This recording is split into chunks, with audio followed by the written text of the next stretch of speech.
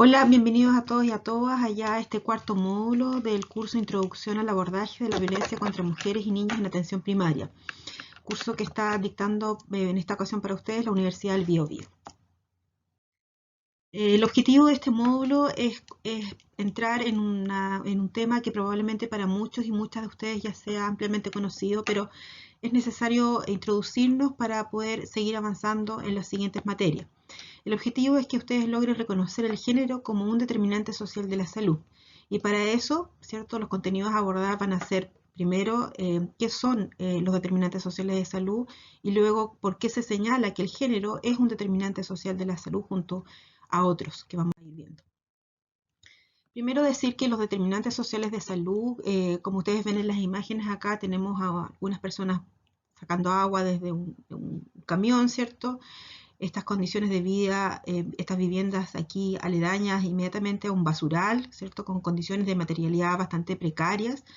Y acá tenemos niños y niñas en torno a una clase, al parecer acá está la profesora, ¿cierto? Y ellos están aprendiendo a partir de la lección que da esta educadora. Tenemos aquí distintas circunstancias de vida. Bueno, los determinantes sociales pueden entenderse como eso, como las circunstancias en que las personas nacemos, crecemos, nos desarrollamos y finalmente morimos, ¿ya?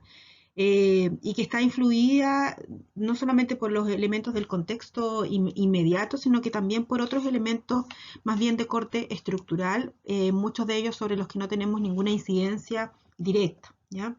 En definitiva, como dice acá, ¿cierto? Son las diferentes circunstancias sociopolíticas, económicas y culturales que tienen un tremendo impacto en la salud de las personas, en la salud de hombres, mujeres, niños y niñas y adolescentes. Como por ejemplo el acceso al agua, una vivienda digna, centros de atención en salud especializados, ¿cierto? Muchas veces son los determinantes sociales de salud causas de distintas inequidades en salud y que muchos de ellos podrían ser revertidos en la medida que los abordamos desde esta perspectiva y los comprendemos así. Bueno, acá tenemos un esquema que es bastante clásico y ya conocido, que presenta los determinantes sociales de salud. Acá tenemos determinantes que son de corte más bien estructural y que explican y que nos ayudan a comprender gran parte de las desigualdades en salud. Dentro de los ejes de desigualdad tenemos, además del género, la clase social, la edad, la etnia y el territorio en donde uno habita, ¿ya? Estos ejes de desigualdad que están dentro de la dimensión estructural de los determinantes sociales de salud dan lugar a lo que se denomina determinantes intermedios, que tiene que ver con, a propósito de las condiciones estructurales que cada uno posee, ¿cierto? Permiten o no el acceso o control de ciertos recursos materiales, dice acá, pero también simbólicos. Por ejemplo, condiciones de empleo y trabajo. Ya veíamos en láminas anteriores que las mujeres tienen una menor participación en el mercado laboral y además tienen una brecha salarial a igual trabajo respecto de los hombres de al menos del 30% en algunos países. Por lo tanto, tenemos aquí un acceso y control de recursos laborales que son diferenciados.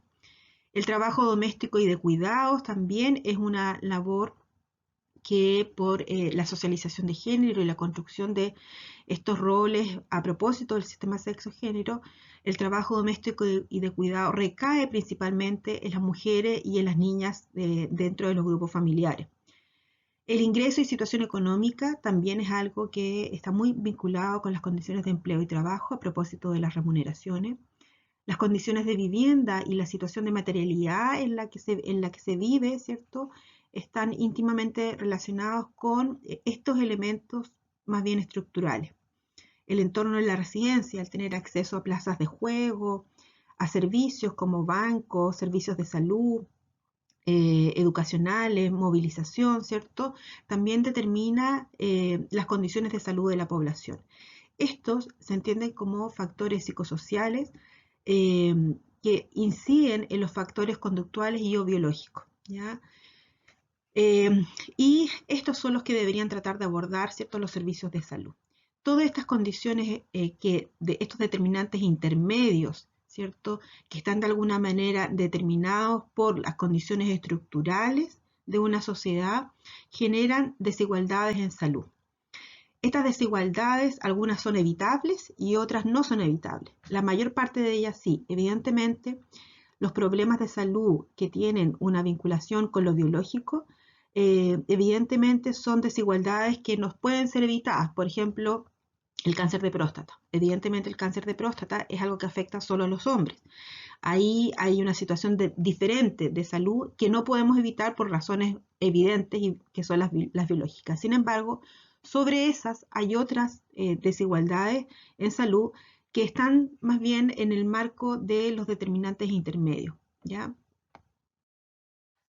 ¿Qué sabemos sobre la influencia de los ingresos en salud? Y esto es para profundizar un poco más en estos determinantes intermedios.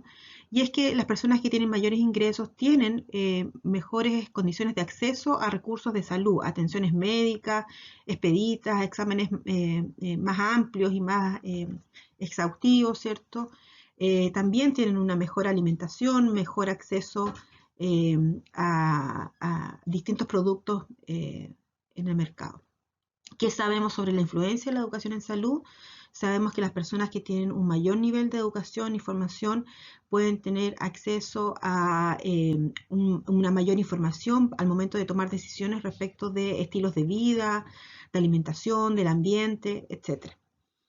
Y sobre la influencia del género en salud, ¿cierto? Lo que nosotros sabemos hasta ahora es que en muchas culturas, ¿cierto? El valor que tienen las mujeres, las niñas versus los hombres y niños en una sociedad están diferenciados, ¿ya? En consecuencia, las mujeres y las niñas están en una posición o en una situación de mayor desventaja en relación a los hombres.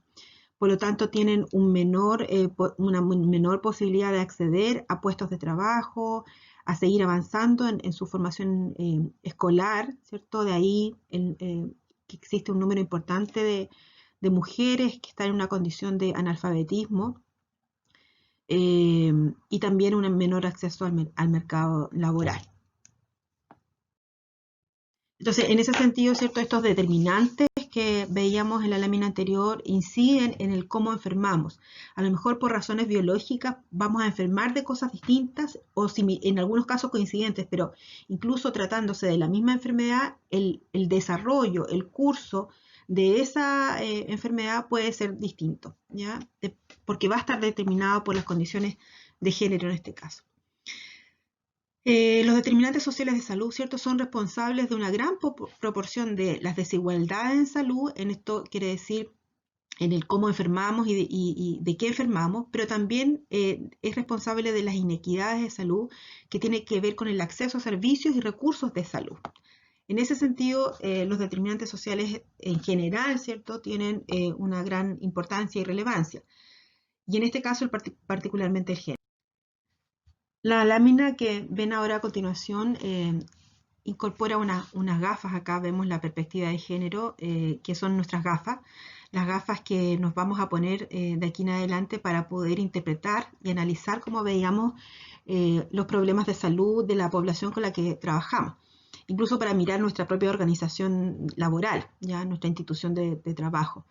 La perspectiva de género entonces nos permite tener una mirada diferenciada respecto de cómo enferman hombres y mujeres y nos permite entender mejor los problemas de salud y de cómo la diferencia en esta socialización de roles para hombres y mujeres hace que cada uno de nosotros enferme en algunos casos de cosas distintas. Estoy pensando en la salud mental, por ejemplo, es mucho más frecuente la dependencia a sustancias psicoactivas en mujeres, no así en los hombres. La dependencia al alcohol es mucho más frecuente en hombres y no así en mujeres. Entonces, tenemos ahí diferencias de cómo enfermamos y de cómo manifestamos nuestras dolencias, nuestros padecimientos.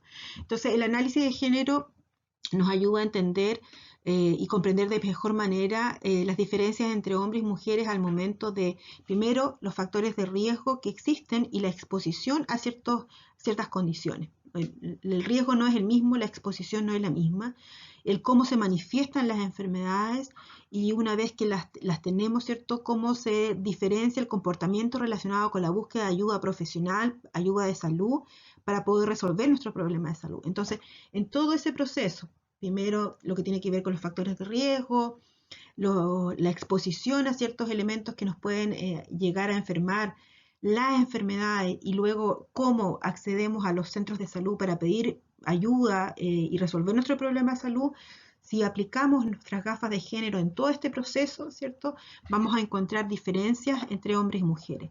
Ahora, ¿para qué encontrar estas diferencias? ¿Por qué mirar de esa manera? Porque así los servicios de salud, las atenciones médicas, de enfermería, de matrona, ¿cierto? Y todo el personal que trabaja en salud va a ser mucho más eficiente en términos de que reconociendo estas diferencias va a generar, pues es posible generar planes de intervención dentro de los programas que efectivamente reconociendo estas particulares formas de comportamiento frente a la enfermedad, ¿cierto?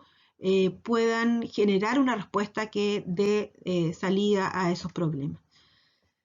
Entonces, la invitación aquí, a partir de esto, ¿cierto?, es a usar las gafas de género, ponerse los lentecitos de género y empezar a mirar en nuestro entorno cómo esto opera.